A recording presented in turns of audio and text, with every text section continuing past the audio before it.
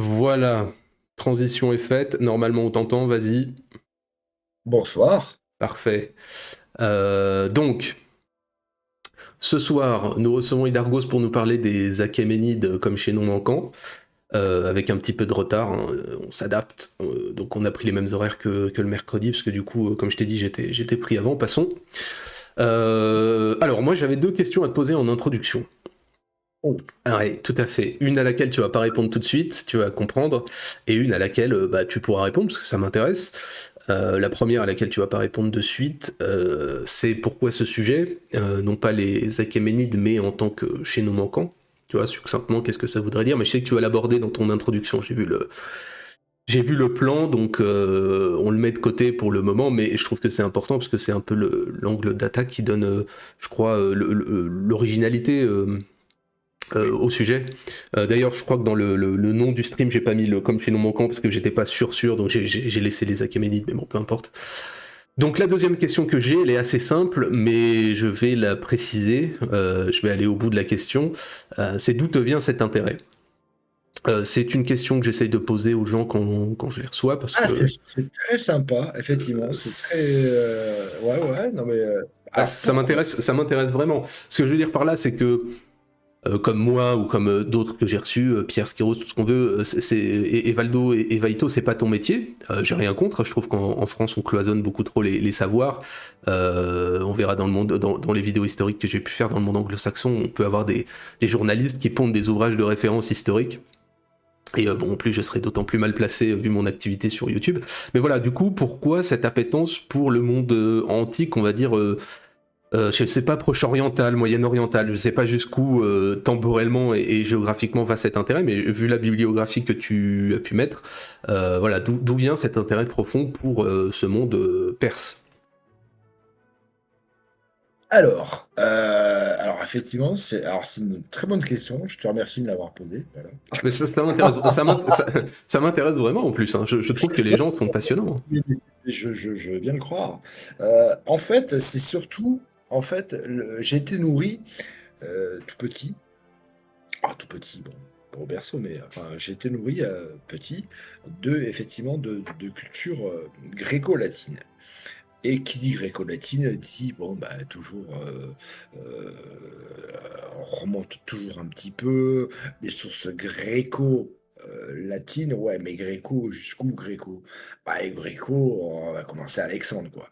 Ok, je m'intéresse à Alexandre, je dis, ok, ouais, effectivement, c'est quand même assez énorme, c'est quelque chose, etc. Mais en fait, quand même, ce mec, Alexandre, et donc les Macédoniens qui le suivaient, euh, il se battait contre qui quand même? Parce qu'à à entendre on va dire les discours les trucs bon, lambda, basiques, dire: «Ouais, bah, l'empire perse, machin, tout ça». Bon, mais on s'en fout un peu parce qu'au final, Alexandre, il fait ci, il fait ça, il fait je dis: «Mais ouais, mais attends, mais quand même, au bout d'un moment, il s'est pas battu contre personne, il y a pas eu des trucs, il a pas fait des choses, contre personne». Il y avait des gens en face, il y avait des trucs qui étaient installés. Comment ça s'est passé? Contre qui il s'est battu? Contre qui il a gagné? Contre qui il a perdu? Contre qui il a gagné surtout. Mais voilà. Et donc du coup, ça m'a intéressé de savoir, mais c'était qui l'antagoniste? C'était qui les antagonistes ou le antagoniste? Qu'est-ce qui s'est passé? Comment on a pu se retrouver avec cette geste alexandrine aussi prégnante? Mais qu'est-ce qui s'est passé? Ah bah Il est tombé pour comme... un combat, il faut être deux, hein. On est d'accord. Non mais voilà, mais ce que je veux dire, mais peut-être que c'est présenté, on va dire, que ce soit dans les manuels scolaires, ou même que ce soit dans une espèce de geste, je vais pas dire histoire nationale, mais dans une espèce de geste intemporel, tu te dis, mais d'où? Comment c'est possible? Qu'est-ce qui s'est passé? Avec qui? Comment? Parce que bon, quand t'es gamin, tu le prends comme c'est, mais bon, en grandissant, tu dis non, je veux savoir, c'est pas possible. Il peut pas faire des trucs comme ça, sans rien, sur du rien, sur du vide. Il y avait des gens en face. Oui, des gens. Et puis quand tu commences à réfléchir, quand tu commences à regarder qui c'étaient les gens en face, tu dis: «Attends, mais c'était pas des gens, c'était, un empire, c'était un truc, voilà». Et là, tu te dis: «Mais j'ai envie d'en savoir plus». Et donc du coup, je suis passé en fait, si tu veux, de la Vulgate alexandrine, bon, occidentaux-centrée bien sûr, mais de la Vulgate alexandrine, en me disant: «Mais j'ai envie de savoir qu'est-ce qu'il y avait de l'autre côté? Qu'est-ce qui s'était passé? Qu'est-ce qu'il y a eu de l'autre côté?» Et de fil en aiguille, qu'est-ce qui s'est passé? Qu'est-ce qu'il y a eu? Qu'est-ce qu'il y avait? Ouais, OK, il y avait ces gens-là, ils ils ils maîtrisaient ça ou maîtrisaient pas ça, il se passait ça, et avant eux, avant eux, avant eux, avant et cetera. Enfin bon, j'ai envie de dire après c'est de fil en aiguille, bon tu remontes, bon tu vas remonter jusqu'au néolithique, hein. Mhm. Mais voilà. Mais ce que je veux dire, c'est qu'au final, moi, le but, le départ, ça a été ça. Ça a été de dire: «OK, OK, c'était un truc énorme, mais comment ça a pu arriver et dans quelles circonstances? Vis-à-vis de qui?»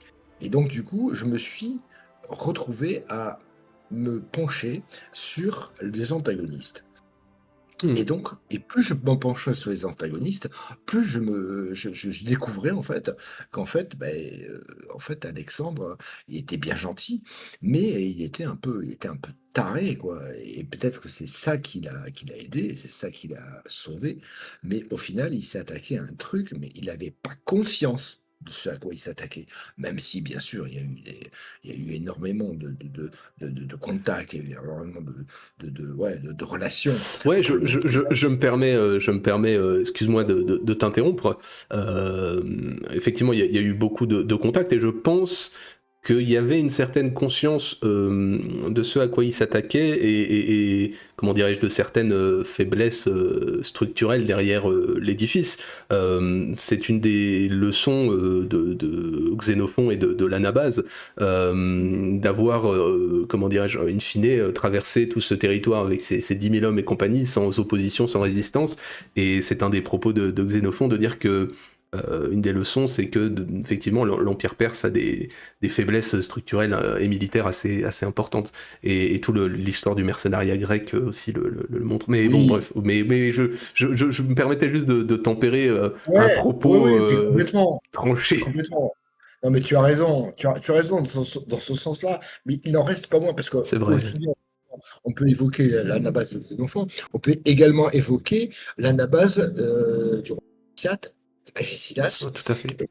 qui a fait on va dire une mini anabase en Anatolie aussi. Et C'est vrai. donc, du coup, ça a ancré dans l'idée, dans l'esprit grec, ça a ancré l'idée que finalement, nous avions un colosse au pied d'argile en face de nous. Et donc, du coup, quelque part, petit à petit, cette musique je veux dire, a fait. Et du coup, il y a des gens, donc on va commencer par Philippe, hein, bien sûr, le père d'Alexandre, qui est lui-même a commencé à, bon, ben, on va dire, à secouer un petit peu les puces à tout le monde en disant, bah, écoutez, il y a moyen de faire, je vais faire. Bon, puis même si je fais pas, de toute façon, derrière, mes successeurs le feront.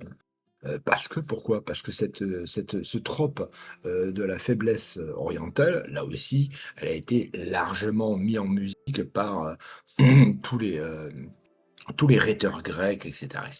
D'un autre côté, pour exalter sa propre force, il faut pouvoir, justifier d'une faiblesse adverse en disant: «Attendez, le fruit est mûr, il n'y a plus qu'à le cueillir, quoi». On croit qu'ils sont énormes, mais pas du tout. Donc voilà, il y a toute une espèce de musique qui s'est déroulée au fil des siècles, mais il est bien entendu que oui, certes, il y a eu des précédents. Il y a eu des précédents à Alexandre. Alexandre n'a pas été le premier à se dire: «Ah bah tiens, j'y vais, puis on verra». Non, bien sûr que non. En tout cas, Il s'est voilà, du coup, pour qu'on comprenne bien, du coup, donc ça t'est venu par les Grecs, cette oui, envie de complètement. découvrir qui était l'antagoniste. C'est Ouais. rigolo parce que j'y viendrai, moi, j'allais dire la conclusion de mon intro, mais voilà, c'est un trajet différent que j'ai suivi et c'est assez intéressant. Ok, donc voilà, et ça fait du coup assez longtemps que tu t'y intéresses. Ah oui, Ok. oui, oui, très longtemps, très longtemps. Je veux dire, ça va Ne nous dis pas combien de temps. Ne nous fais pas peur. C'est bon. Ça va, c'est ça va. très Tu vas effrayer les plus jeunes. non, mais oui, mais pour autant, attention, pour autant, ça m'empêche pas de comment dire, de continuer à, voilà, à suivre un petit peu on va dire les développements des études grecques, des études macédoniennes. Voilà, bon, je suis comme si les découvertes sur les tombeaux royaux, donc Ok. de Macédoine. Voilà, non, attention, hein, c'est pas, Ah, mais c'est pas c'est vraiment exclusif, pas. hein, je Ah me non, doute, non, je me voilà, doute, je me c'est doute. pas un repoussoir, c'est pas Ok. du tout un repoussoir. Alors ensuite j'allais dire bon si t'as des ouvrages bibliographiques voilà partage-les bon c'est fait sur le Discord et puis moi donc je les mettrai en description ou en commentaire de la vidéo. Donc voilà, je te laisse la parole.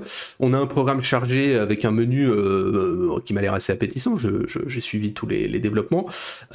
Et donc, c'était ce dont on parlait juste avant. Je le dis maintenant, mais voilà, si je vois que c'est trop long, je te propose qu'on puisse finir ça la semaine prochaine, qu'on fasse une coupure.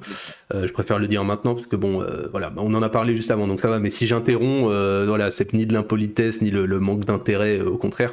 Mais je préfère qu'on soit. Déjà, on a un temps limité, et puis je préfère qu'on soit pleinement attentif. Si quelqu'un s'est donné du mal, ça me paraît être la moindre des choses, voilà. Mais on a un timing, donc comme j'ai encore du boulot après à finir, je préfère avoir un peu de temps.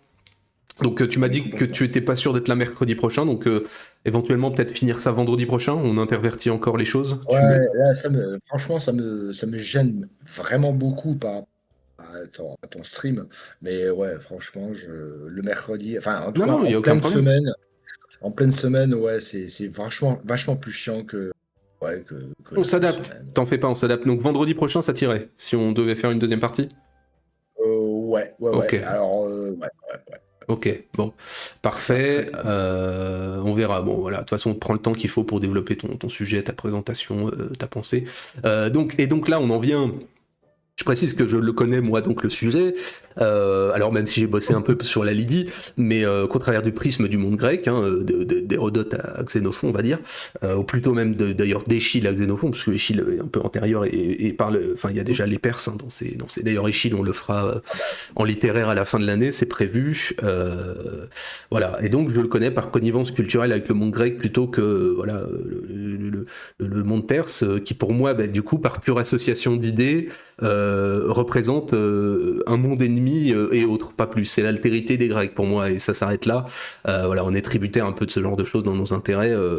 C'est un peu premier arrivé, premier servi. Moi, j'ai pas cherché à aller beaucoup plus loin, et pour moi, ça reste l'ennemi des Grecs. Voilà. Je précise aussi que je vais parfois intervenir, peut-être te couper la parole. Tu m'en excuses. J'ai ah pris un. bah, je t'excuse pas. Genre, t'es chez toi. Non, mais j'ai pris Voilà. un peu, je te dis, j'ai pris une petite heure 30 pour lire le plan, voir ce que ça m'évoquait, voir si j'avais des idées et des questions. Donc, du coup, bah, dans un développement de quelqu'un, on est parfois obligé un peu de l'interrompre, ce qui est pas forcément très poli, mais j'ai pas d'autre moyen. Voilà, donc Avec je te le plaisir. dis. Voilà, et ben écoute, vas-y, commence et puis dis-nous tout. Et commence par nous dire déjà pourquoi ce chaînon manquant. Enfin, pourquoi, si tu veux pas le dévoiler tout de suite avant la conclusion, mais je veux dire pourquoi cet angle-là, quoi. Bah, en fait, voilà, le problème, c'est un peu ça. C'est-à-dire qu'en fait, on, on- on se représente souvent l'histoire en fait, comme une temporalité linéaire, où effectivement on part d'un point zéro, genre on est dans les cavernes, on chasse le bison, etc. On fait des gribouillis sur la grotte de Lascaux, et à un moment donné, on arrive à l'arme nucléaire. Voilà. Bon, c'est linéaire. Sauf que, alors certes, bien sûr, le temps est linéaire, mais pour pouvoir profiter des acquis précédents, il faut qu'il y ait eu des gens, à un moment donné, qui, un, nous transmettent les acquis précédents pour les suivants, et qui, éventuellement, en rajoutent des acquis par leur propre fait. Et donc, du coup, dans l'histoire linéaire de l'humanité, il y a de temps en temps des points de passage où on se dit, mais à tel moment ou à tel moment, mais si ces gens-là étaient restés dans leur coin, avaient fait leur truc dans leur coin, mais jamais l'humanité aurait bénéficié de ci, bénéficié de ça, etc.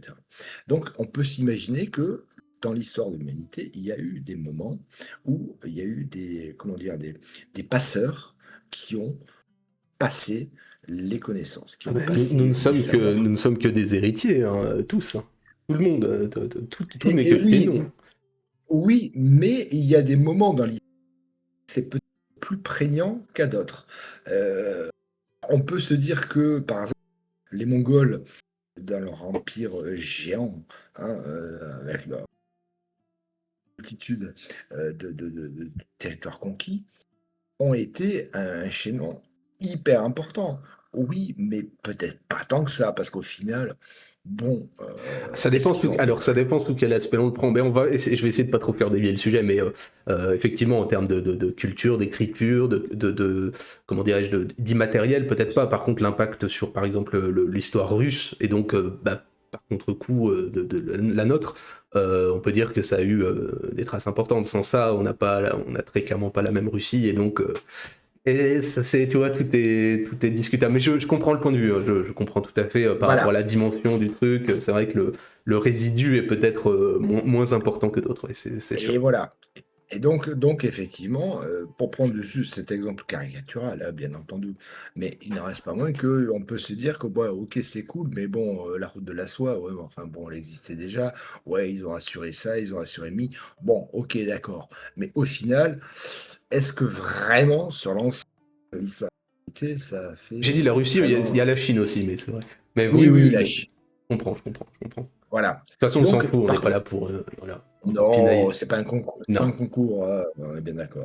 Mais voilà, mais par contre, il se produit à certains moments, à certains endroits, des choses où effectivement on peut quand même se poser la question en se disant: «Mais attends, quand même, s'il n'y a pas eu à un moment donné, ces gens-là qui ont eu cette idée-là de concept, de maîtrise, bon, est-ce que vraiment on serait tout pareil aujourd'hui?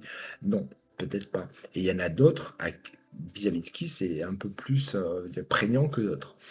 Et donc c'est pour ça que, est-ce que l'Empire perse, achéménide, a été quelque part, un chaînon de cette grande succession de transferts de connaissances, de, de, de, de, de pensées. D'accord. Et donc c'est l'idée, c'est de peser cette importance-là, de dire peut-être pas oui et non à la fin, mais de dire quelle Oui, importance. D'accord, d'accord.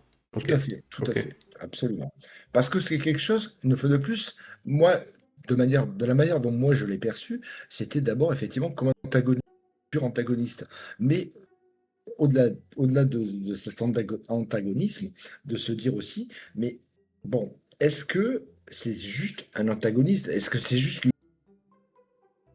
tu vois, comme dans Marvel, quoi, un Marvel tout court, on va dire, hein, voilà. Est-ce que comme dans un Marvel, il y a le méchant, point, c'est tout, c'est le méchant. Non. Est-ce qu'il se contente d'être le méchant? Dans un Marvel, oui, bien sûr, hein. Mais dans l'histoire de l'humanité, non, il se contente pas d'être le méchant. Il y a des choses certainement derrière. Et donc voilà, le but c'est ça, c'est d'essayer d'arriver à déterminer si ça a été une vraie avancée dans l'histoire de l'humanité, dans l'histoire de la connaissance et du savoir et tout simplement des pratiques de l'humanité, ou est-ce que c'était juste un épisode lambda comme un autre, sans plus d'importance que cela? Moi, je pense que non. Je pense que ça a été un peu plus qu'un simple épisode lambda, et je pense que ça a probablement été quelque chose qui a vraiment euh, contribué à l'évolution de l'humanité via les Grecs, bien sûr, d'accord, mais au final, avant les passeurs grecs, il y a eu d'autres passeurs qui, eux aussi, ont joué leur rôle de passeurs. Et les passeurs, on se passe des trucs, passeur en passeur, mais au final, il faut bien qu'il y en ait qui le fassent. Et s'il y en a qui le font pas, au final, on se retrouve à établir des cabanes en bouse en se disant: «Putain, c'est le sommet de l'architecture». OK, pourquoi pas. Bon. Oui, oui, bah De ça relève à la fois je pense, de plusieurs critères, hein, qui sont à la fois la postérité historique, culturelle, le lieu géographique dans lequel tu te trouves, parce que c'est très clairement, toute personne ne contredira qu'un empire africain n'a absolument, sans doute un détail de l'histoire. Mais ça tient aussi à une position géographique d'échange qui était peut-être plus compliquée avec les entités extérieures. C'est vrai que de ce point de vue-là, le Moyen-Orient est quand même et le Proche-Orient sont quand même très favorisés. C'est pas pour rien qu'on y retrouvera les premières civilisations. Mais oui, oui, j'entends. Donc le but de la démonstration sera de nous faire, comment dirais-je, admettre cette importance de chaînon achéménide, c'est ça? Oui, Ok. tout à fait, Hmm. tout à fait. Ok. Ok, ok.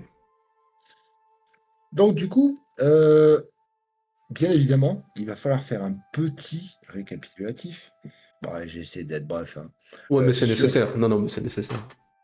voilà, sur les Achéménides, alors l'Empire, bon, l'Empire il est devenu empire, hein, mais bon, au départ, il n'était pas du tout empire. Mais voilà.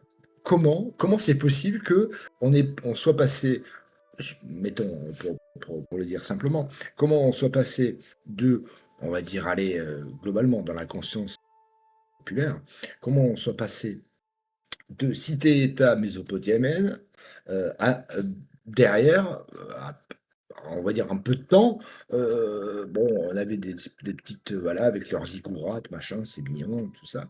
Et puis, du jour au lendemain, en peu de temps, on est passé de ça à, d'un seul coup, putain, il y a un empire, géant, et puis il y a les Grecs avec les Thermopyles, avec Léonidas, merde, quoi couper? Bon. Oh non, Oui, alors ça s'il te plaît, s'il te plaît. Pas quoi combattre. Non, plus sérieusement, c'est vrai qu'on va utiliser le terme d'empire, mais rien que ça, les notions, d'ailleurs, je le fais avec l'IDI, où je vais parler aussi parfois d'empire, parfois de royaume, parce que les termes sont contemporains et forcément un peu imprécis. Hein. Qu'est-ce que c'est qu'un et ça empire bah, ça c'est c'est... anachronique, hein. Oui, oui, oui, non, mais ça exprime une volonté de domination totale du Oui, monde et tout ce qu'on oui. veut. Enfin voilà, mais Il y a une on... hégémonie, il y a une Ouais. volonté unique, alors qu'elle soit territoriale ou qu'elle soit religieuse, ouais, il y a des volontés, effectivement. Il y a une volonté de plier le la terre au vouloir, au bon vouloir de son dieu, tutélaire ou de son panthéon tutélaire. Oui, il y a cette volonté-là Mais et cette volonté universelle, en c'est un fait. peu discuté. Enfin, voilà, on va utiliser le terme. Je pense qu'il y aura peut-être des spécialistes. Enfin, en l'occurrence, l'Empire achéménide, je crois pas que ça pose trop de problèmes. Mais c'est vrai qu'entre la République romaine et l'Empire romain, tu passes de l'un à l'autre. Voilà, avec Octave, le territoire en lui-même ne varie pas des masses. Et c'est vrai qu'on est. Est-ce que vraiment la volonté de domination hégémonique varie entre les deux? Enfin voilà, c'est des découpages et des termes bon qui sont Ah, mais contemporains. après, d'un autre côté, j'ai envie de te dire, à 2000-2500 ans de distance, il faut bien C'est clair. réussir à faire coller des réalités dans des concepts qui sont de toute façon, oui, qui On est, sont formés on est à d'accord. Non, posteriori. j'avoue que je le dis plus pour moi, parce qu'après la Lydie, c'est vrai qu'on aurait tendance à parler de royaume, effectivement, plus que d'empire. Et c'est vrai que parfois j'utilise le terme empire par pure, comment dirais-je, Oh, du géographie, pédantisme. quoi. Non, non, mais c'est vraiment de la cartographie. C'est grand, alors ça fait empire. Oui. Il y a un peu ce côté-là, quoi. Plus c'est grand, plus on a tendance à dire que c'est un empire et plus un royaume. Mais Oui, bon. bah, après, moi, j'ai envie de te dire, l'empire, il y a une notion, il y a quand même une notion multiculturelle, multiethnique, et surtout une volonté hégémonique de coiffer, en fait, tout un tas de peuples, de croyances, de tout ce que tu veux, de pratiques même, locales, mais sous un chapeau unique, en fait. Ouais, puis une titulature aussi. Tu sais, roi des rois, impérator ou ce que tu veux. Enfin voilà, ça traduit aussi quelque chose Ah oui, de. Voilà. après c'est des volontés politiques, Ouais. mais il y a aussi la volonté réelle. Enfin, comment dire? Il y a aussi la réalité concrète. Mhm. On va dire, tu as la volonté médiatique de te considérer comme étant, voilà, le roi des rois ou l'imperium romanum. Mais ça, c'est une volonté politique. Mais il y a aussi la réalité concrète en disant, mais attendez, euh, les gens qui habitent à cet endroit-là, ils vivent sous quelle loi? Ben, la mienne. Ah oui, bon, ben là, voilà, là, ça commence, voilà, là, on commence à discuter un petit peu hégémonie. Donc oui, on peut commencer à partir, surtout que je te dis, à partir du moment où ça commence unique, multiconfessionnel, entendu, voilà. Là, et surtout l'hégémonie sous l'égide d'une, on va dire ça peut être, enfin en tout cas ça peut être sous une organisation étatique particulière en disant ben non, vous faisiez comme ça, ben non, voilà. Je me permets juste de dire, ça coupe un petit peu. Ah, pardon. Ouais, bah je sais pas pourquoi et tout ça, mais c'est très ténu, il y a quelques mots qui sautent. Ah, Je te le dis. Bon, on va essayer de voir ce qu'on peut faire, je sais pas trop. ah, Ouais, bien bon, sûr. c'est pas gravissime, hein, c'est pas d'une ampleur, mais Non, non, il y a des petites fins de phrases qui sautent. non, mais je pense que ça va être au niveau de la capture sonore, je pense. C'est possible. Bref, Bon, vas-y, vas-y. bref. Donc du coup, on va Oui. quand même essayer de recentrer le truc, et donc on va commencer en se demandant comment ça se fait que cet empire géant, donc antagoniste des Grecs, donc Léonidas, voilà, machin, les Thermopyles, tout ça, très bien, les Thermopyles indiens, bref, Non, t'as pas le droit de faire des blagues des années 80. Personne pardon, va comprendre en plus. Vas-y, vas-y. pardon. Donc, c'est possible qu'ils se retrouvaient à cet endroit-là, comme ça. Bon, bah, d'abord, le problème, bon, l'histoire commence en fait bien avant. L'histoire commence avec les Assyriens, qui étaient eux-mêmes un empire, voilà, selon l'acception, on va dire, euh, merde, l'acception, on va dire, académique du terme, multiethnique, multireligieux, machin, etc.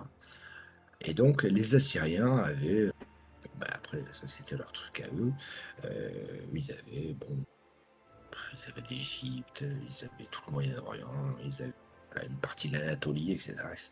Bon, il se trouve que, bon, ils ont fini eux aussi, comme tous les empires, ils ont fini par se casser la gueule, sous la pression de peuples révoltés, parce que bon, ils n'étaient pas contents d'être sous la domination assyrienne. Ils étaient également sous la pression de peuples non pas assujettis, mais de peuples voisins qui se sont dit, bon, quand même, ça fait bien longtemps qu'ils nous font chier, est-ce qu'on pourrait pas leur mettre un petit coup derrière la nuque? Et puis je vais voir avec un tel, un tel, un tel, un tel. Oh, ok, t'es d'accord, t'es d'accord, t'es d'accord. Ouais, si, ouais, si, ils me font chier.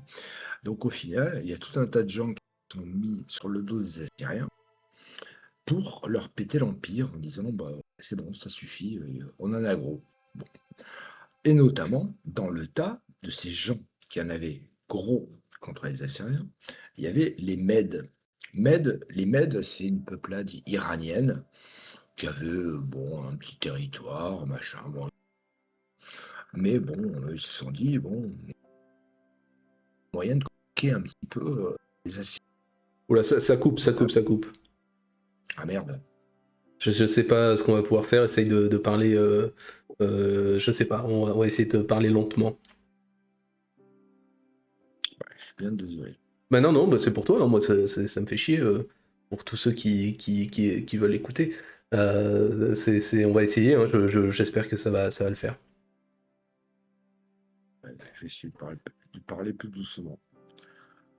Donc, bref, tout ça pour dire que, du coup, les Assyriens se sont tapés sur la gueule par une coalition, à la fois de leurs sujets, les Babyloniens, et à la fois par des peuples voisins, les Mèdes, qui sont sur le plateau iranien, ils sont en Iran, voilà. Je cherchais pas, ils sont en Iran.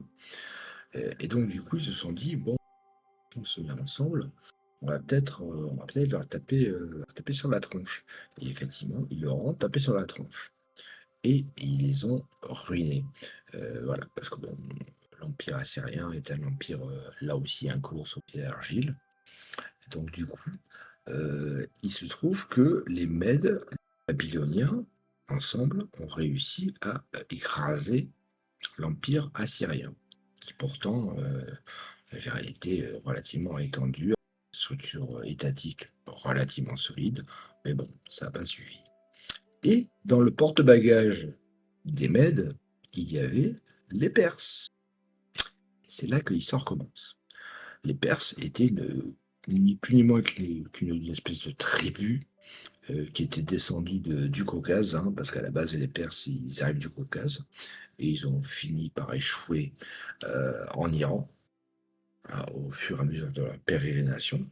Et du coup, eux, ils étaient dans le porte-bagages des Mèdes. Donc, les Mèdes,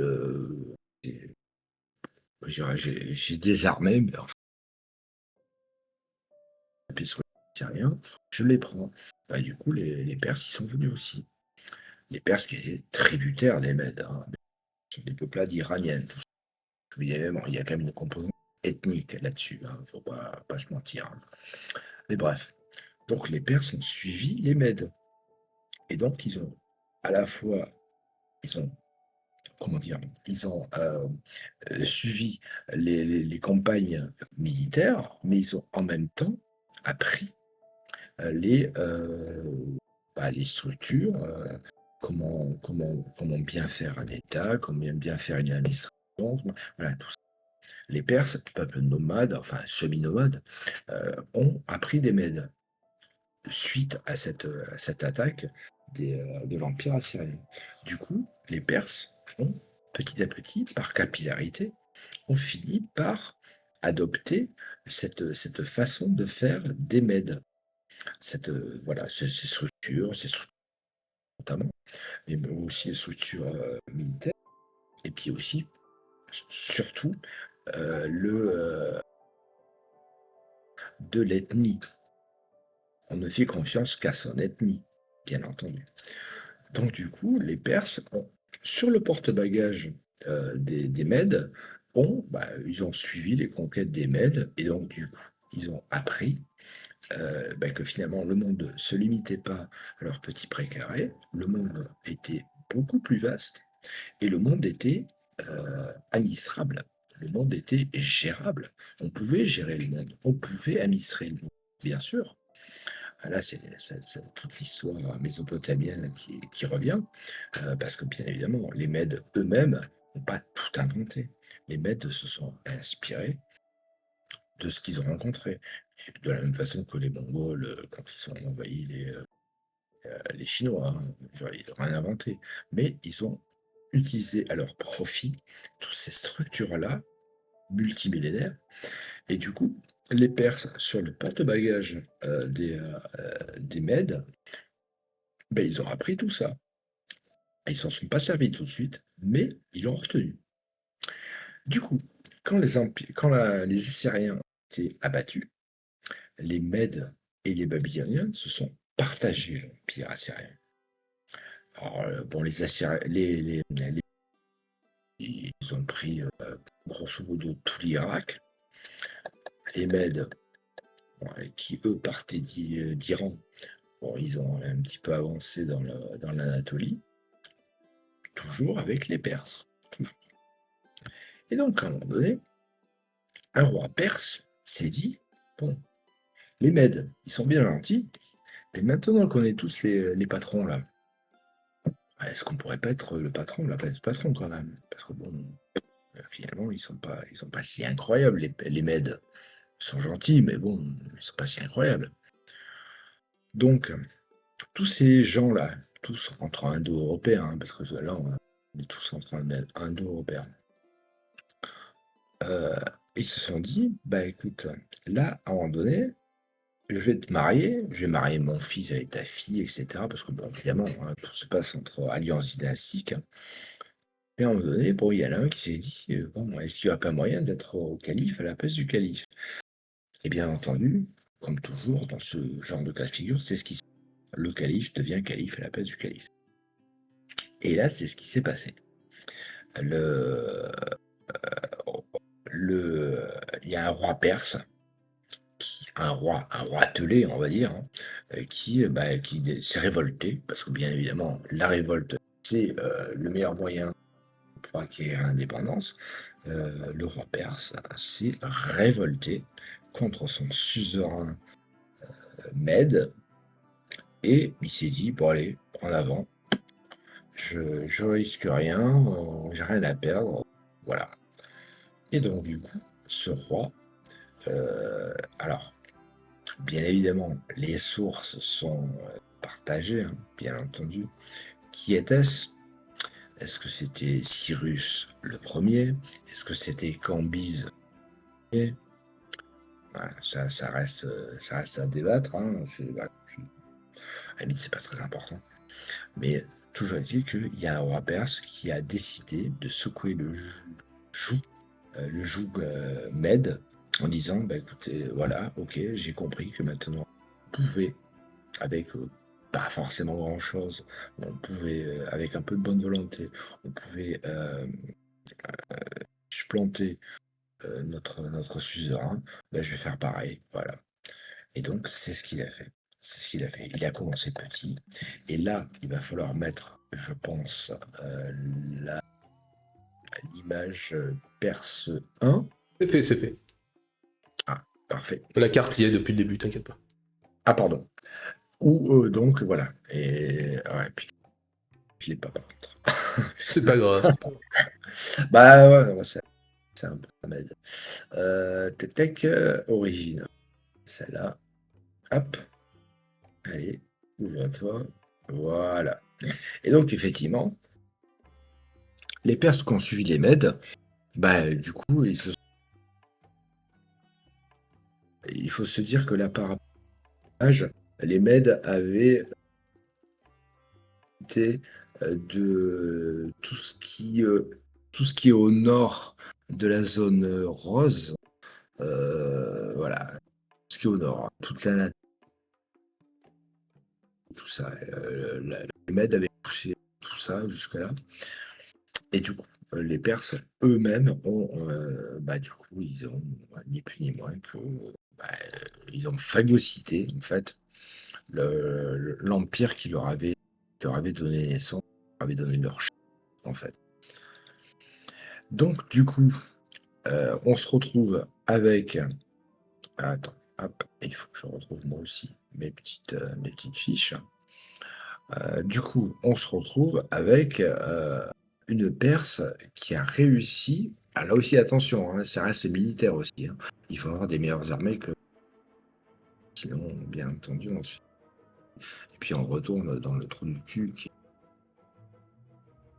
Donc, du coup, la Perse réussit à prendre le pas sur les Mèdes et à ni plus ni moins qu'à reprendre la gestion des territoires qu'ils avaient, ni plus ni moins. Donc du coup, on se retrouve 600, ouais, on va dire ouais, 550 avant Jésus. On se retrouve avec une Perse qui a exactement le territoire de la Médie, en fait, hein, ni plus ni moins. Donc, avec bah, voilà, le territoire que possédaient les Mèdes.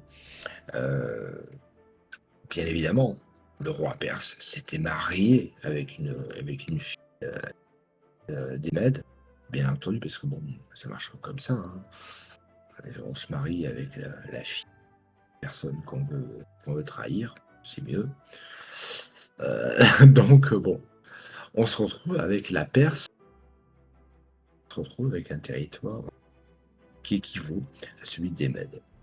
Bon, après, il reste toujours des zones guerre, mais on se retrouve finalement pour un petit peuple qui descend du Caucase, qui se retrouve en Iran et qui finalement arrive greffé sur des conquérants, on se retrouve pas mal quand même. Donc du coup, on se retrouve en 550 et la Perse est... est-ce que c'est pas une carte? Ah si, il fallait peut-être mettre la Perse 2, s'il te plaît. Ok, c'est bon. Mais c'est vrai qu'on connaît mal, surtout à ces époques-là, le processus de formation impériale qui requiert à la fois, en tout cas très souvent, l'homme providentiel, donc ce sera Cyrus II, l'extension territoriale, l'émergence administrative, et puis surtout le bon moment quoi, pour le faire. D'où très souvent le fait d'être vu un peu comme un instrument du divin, tellement on arrive à point nommé et on étend notre Le problème, domination. c'est Quoi. ça. Le problème, il est là, effectivement. Après, le problème, c'est aussi ça, l'expression du truc. Le fondateur, ce qu'on appelle le fondateur l'Empire, donc Cyrus II, celui qui aura, on va dire, mis le joug des Mèdes, mais qui en fait concrètement se sera glissé gentiment dans leur pas. Ce Cyrus II, on le dit né d'une prostituée et qui aurait abandonné. Et là, je mets un petit, là, j'ai fait une petite pause. On l'a dit, abandonné dans un couffin, dans un fleuve. Oui, bah oui, oui, non, bah voilà. Voilà. Moïse, bonjour. Mais c'est autant un processus de légitimation normale que aussi la conséquence du réel, hein, de ces conquêtes absolument incroyables, hein. Toutes les sociétés du Oui, divin ont ça, hein. Bon, Moïse, c'est autre oui. chose, hein, c'est un Non, personnage. mais ce que je veux dire, c'est que le processus, Ah oui, il le est, même. Hmm, récurrent, voilà, hmm. complètement. Je veux dire, voilà, Cyrus II, qui a rien à voir. Ah, on t'a perdu, on t'a perdu, on t'a perdu après Ah, Cyrus 2. ah, putain. Non, ce que je veux dire, c'est que Cyrus II, qui a strictement rien à voir avec les, enfin, je veux dire, concrètement, hein, historiquement, même au niveau du déroulé, il a rien à voir avec ça. Pour autant, bien entendu, il est censé avoir été abandonné par sa mère dans un couffin au bord de l'Euphrate. Oui, bah, on Bon, retrouve des Moïse, références. Hmm. voilà, je veux dire, au bout d'un moment, voilà, je veux dire, pour moi, c'est pas un problème. Mais ce que je veux dire, c'est que c'est assez pénible à entendre pour un juif de se d'entendre, de dire, mais attends, mais ton truc de Moïse là, mais c'est gentil, mais c'est pas nouveau. Oui, mais Enfin, je veux Moïse, dire, Moïse est plus ancien, du coup. oui, alors, il est plus ancien, historiographe, Oui, oui, oui, non, mais mais le texte, enfin bon, bref, peu importe, on s'en fout. Vas-y, continue sur continue sur l'Empire. ce que je veux dire, c'est que voilà, c'est qu'au final, c'est un roi. Bon, c'est pas le premier. Et bref, tout ça pour dire que du coup, on se retrouve avec Cyrus qui a une bonne partie du Moyen-Orient, mais à qui il reste toujours des morceaux à gratter. Et bien évidemment, qu'est-ce qu'il va faire? Bah, il va faire exactement ce qui est attendu de lui. Bah, il va attaquer son beau-père. Il va attaquer le père de sa femme. Et donc, il va attaquer les Mèdes pour prendre bah, morceaux. Chose qui va réussir. Après, bon, bah, c'est une question de militaire, une question un peu tout, hein. Il y a à la fois la militaire, il y a à la fois la qualité diplomatique. Mais bon, tout ça pour dire que au final, à sa mort, à lui, à Cyrus II, le Grand, bien sûr, euh, bah, son territoire, il est exactement comme l'image que vous voyez sous vos yeux. Voilà, il obtient bah, toute l'Anatolie, tout le Moyen-Orient, le croissant fertile et bien entendu aussi une partie de l'Afghanistan, Pakistan, enfin voilà. Alors là, bien entendu, les sources, il n'y en a pas, hein, j'aime autant vous dire c'est zéro, il y a aucune source. Mais pour autant, bah, voilà, il a la moitié de l'ensemble du Moyen-Orient sous sa coupe. Mais l'Égypte vient après, c'est Cambyse. L'Égypte, c'est après, Ok. effectivement. Alors, l'Égypte, Non, c'est parce que sur après. la carte, il y a déjà l'Égypte, c'est pour ça. Bah oui, mais bon. Oui, oui, non, mais on est d'accord, les cartes, on fait avec ce qu'on a. Voilà, puis bon, on va pas abrutir les gens de cartes. Mais oui, oui, non, l'Égypte, c'est après. Mais, mais voilà, mais concrètement, le premier rassembleur de terre, puisqu'en fait, c'est un rassembleur de terre. Une fois qu'il a pompé ce qu'il a pu de l'Empire Mède, bon, un empire, oui, techniquement c'est un empire, mais 10 ans, 15 ans, 20 ans, bon, Et censé les avoir. Mèdes, je le précise juste comme ça en passant, pour ceux qui ne le sauraient pas, les Mèdes, ça reste une terminologie importante, puisque si on parle de guerre médique, c'est parce qu'on assimile les Perses aux Mèdes. Voilà. Ah oui, oui, Comme oui, ça, c'est ah oui. dit. Oui, oui, oui, bah oui, bah, bien sûr. Après, évidemment, ça, c'est de la grecquerie, ça. Voilà. Mais je le précise pour ceux qui ne sauraient pas, c'est pour ça qu'on parle Oui, de oui, guerre oui. médique, ce qui n'a pas trop de sens. Et non, mais non, mais non. Mais après, on va pas demander aux Grecs d'avoir du sens. Mais non, mais bien, ils sont déjà plus là depuis très longtemps quand guerre médique. Mais voilà. Toujours est-il que on en est là. Et donc, du coup, Cyrus, un grand rassembleur de terre, a réussi, bon voilà, par à la fois la diplomatie, à la fois par le militaire, à la fois par l'encurie, la trahison, ça marche. Il a réussi à avoir déjà une belle collection territoriale. Mais pour autant, ça ne s'arrêtera pas là. Ça ne s'arrêtera pas là. Parce que du coup, son fils Cambyse II, Cambyse II, son fils, un de ses fils, en tout cas celui qui, lui, est nommé comme successeur, parce que les fils, bien entendu que dans ces fratries-là, des fils, hein. En tout cas, lui, c'est celui qui était élu, prendra le relais. Après la mort de son père, donc en 525, oui, c'est précis, en 525, il se contente pas de ce qu'il a, et il se dit, bon, je vais taper l'Égypte, parce que l'Égypte, c'est les pharaons, c'est les il y en a marre, et bien en plus, bon, il y a quand même pas mal de ressources, il y a pas mal de trucs. Hop, en avant. Donc du coup, bon, ça a été un peu dur, hein. C'est pas, voilà, c'est pas une conquête facile, pas spécialement militaire, militairement parlant, mais ça n'a pas été une conquête facile parce que là, désert, plus voilà, acheminer, plus ceci, plus cela, plus maladie, plus etc. Bref, il n'en reste pas moins que il a réussi à conquérir l'Égypte. Et donc, du coup, on se retrouve. Attends, excuse-moi, c'est de Cambyse dont on parle de l'armée perdue, non? C'est pas lui en Égypte. Ouais, Ok. L'armée ouais, perdue, jamais retrouvée. Info. ouais, Ok, ok. ouais, ouais, ouais, ouais, tout à fait. Ouais. Pour autant, pour autant, malgré ces revers de force, ouais, bah, ils ont quand même, entre guillemets, conquis l'Égypte.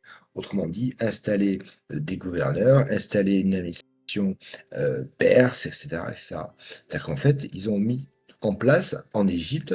Bah, après, les Égyptiens, bon, quelque part, pour eux, depuis, ça fait des millénaires qu'ils ont l'habitude que de temps en temps, il y a des dynasties entières pendant 100, 150 où c'est les étrangers. Le fait là égyptien, lui, ouais, ça lui va, quoi. Oh bah Bah, ça lui va. c'est pas fini en plus. Ils sont comme ça Ben jusqu'au voilà, bout. Hmm. voilà. Donc au final, pour eux, du moment qu'on dérange pas trop le culte, du moment qu'on dérange pas trop leurs habitudes quotidiennes, du moment que bon bah après, si le prince manger, c'est pas nouveau pour eux, hein. Je vais pas dire par là que ça leur fait plaisir, mais on va dire c'est des choses qui se font. Et ben voilà, ben là ça s'est fait. Donc du coup, on se retrouve aussi dans l'Empire perse, on se retrouve avec l'Égypte en plus. Voilà, en plus. Donc là, on commence à avoir une espèce d'extension territoriale de malade, quoi, parce que on commence en Égypte, puis en Égypte, pas forcément le delta, un peu bas, quoi. Si vous voyez la carte, on descend un petit peu bas. Donc on commence à avoir vraiment la bonne Égypte, de, de Méroé, et on va jusqu'à l'Asie centrale. Parce qu'au final, l'autre bout du monde, c'est l'Asie. Tu dis, bon, là, on commence à avoir un rassemblement mondial qui veut dire quelque chose, hein, ouais, ouais, quand même, là, ça commence à être un peu costaud, en l'espace de 20-30 ans. Et du coup, il reste quoi? Bah, il reste l'Europe. L'Europe. Enfin, en tout cas, la partie européenne, ouais, la partie européenne. Et donc là, on se dit, mais on va faire quoi alors? Ils vont y aller, ils vont pas y aller? Qu'est-ce qui va se passer? Cambyse meurt. Ouais, ça arrive. Et du coup, alors, j'allais dire son fils. Bah non, justement, c'est pas son fils. Le problème, et c'est le problème qui restera récurrent tout au long de l'histoire achéménide, en fait, c'est le problème de la succession. On peut avoir mis autant de garanties qu'on veut sur son fils, parce que bien entendu, c'est patrilinéaire, hein. Il y a pas de reine, il y a pas d'impératrice, non, ça existe que les garçons. Le problème, c'est que du coup, à la mort de Cambyse, qui vient de conquérir l'Égypte, il rentre en Perse, merde, il meurt sur le chemin. Il vient de conquérir l'Égypte. Le problème, bah, c'est que les gens, le palais, les gens du palais, les nobles, bah, sont pas d'accord pour que ce soit un fils à Cambyse qui hérite du trône. Et donc, ça va être un gros micmac. Il va y avoir des complots, des contre-complots, des surcomplots. Ça va être un gros merdier pendant 6 mois, un an. Ça va être un merdier. Et au final, il y a quelqu'un qui va sortir du lot et qui va dire: Ouf, ça y est, maintenant c'est moi le roi, le grand roi. Darius. Darius Ier, Darius le Grand. Oui, c'est assez original, hein, les mecs, c'est toujours le grand, bizarrement. Mais comment il est arrivé là, celui-là? Il n'est pas de la famille. Non, il n'est pas de la famille. Il n'est pas du tout de la famille. Mais il a réussi à s'attacher suffisamment de nobles, de courtisans, et surtout se mettre dans la poche, bien évidemment, l'armée, en tout cas l'armée, pour être reconnu comme étant le seul et unique héritier, Darius Ier. Pour autant, ce sera probablement un grand roi, hein, y a pas de souci. Mais pour autant, pas du tout de la famille, hein. Mais il a réussi bah, déjà passer par-dessus les héritiers potentiels. Et derrière, il va asseoir, on va dire, sa légitimité. Bah, lui, par contre, il va faire de la pub, hein. Les inscriptions, les machins, les trucs. Ça, il va faire pour dire, moi, je suis légitime. Quand bien même, il ne l'est absolument pas. Il est juste le produit d'un coup d'État. Mais, pour autant, là aussi, il faut admettre. Voilà, c'est comme ça. Et donc, il va, euh, comment dire, justement, asseoir sa légitimité par tout un tas de, on va dire, ouais, de coups de pub. Coups de pub de l'époque, hein, on va pas se mentir, hein. Et donc, du coup, là, par Perse 2. Attends, je t'ai perdu.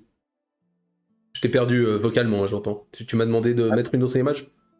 ouais, Ouais, ça va être Beissoun. ouais, ok, j'y suis, c'est bon, t'inquiète. Ça va être Beistoun, tac, tac, tac, Bah, 3 et 4, hein. ouais, ouais, ouais, Oui, les oui, deux. ok. Ouais, les deux, ouais. Donc, du coup, vu qu'il n'était pas au ma- de la lignée, il n'était pas légitime génétiquement, il a asseoir, il a réussi, enfin, il a réussi. Il a essayé d'asseoir sa légitimité bah, par le maximum Ouais, par l'iconographie, oui. Ouais, bah c'est... par l'iconographie. Alors après, attention, le problème, c'est que pas tellement vis-à-vis du peuple, parce que finalement, le peuple, bon, on s'en branle un peu, mais c'est surtout vis-à-vis des dieux, de montrer à quel point il était légitime. Ouais, ok, ok. Parce qu'en fait, voilà, et c'est pour ça aussi que j'ai mis, comment dire, les deux images, parce que il a fait graver des choses, mais à 150 mètres de hauteur. Il n'y a pas des gens qui pouvaient le voir, ça. C'était pas pour les gens, c'était pas pour le Flucus Specum. C'est pas possible. Les gens, ils allaient pas grimper là-haut pour aller voir l'inscription. C'était à la fois pour se magnifier vis-à-vis des gens en disant vous pouvez pas le voir, mais incroyable. Et c'était réellement uniquement pour les gens qui pouvaient le voir, sous-entendu les dieux. Il y a que les dieux qui pouvaient, enfin les dieux, dans leur esprit à eux, il n'y a que les dieux qui pouvaient voir ça. Donc c'était voilà, c'était une espèce de, comment dire, de, de merde, de plan com, Oui, mais de scénographie à destination des dieux, quoi. ouais, mais qu'il fallait quand même que les gens sachent que ça existe. Ils pouvaient pas le voir, mais il fallait quand même qu'ils sachent que ça existe. Et puis C'est-à-dire que j'imagine qu'il y en a eu d'autres, enfin, on sait pas. Le oui, problème après, c'est ah de oui, savoir qui ah oui, reste. ah oui, oui, oui, oui, voilà, bien entendu. Après, on a le résultat de ce qui a survécu. Et bien entendu, toutes ces célébrations ont été certainement diffusées sur d'autres matériaux pour le peuple, pour les gens. Sauf que le problème, c'est que quand tu graves la pierre, ça reste 3000 ans. Quand tu écris sur des papyrus, Oui, oui, non, mais reste, oui, bien sûr. De ça toute façon, reste, il nous reste rien, il nous reste quasiment rien en termes de tablettes et autres et trucs voilà. compliqués. Ouais. Mais pour autant, ça certainement.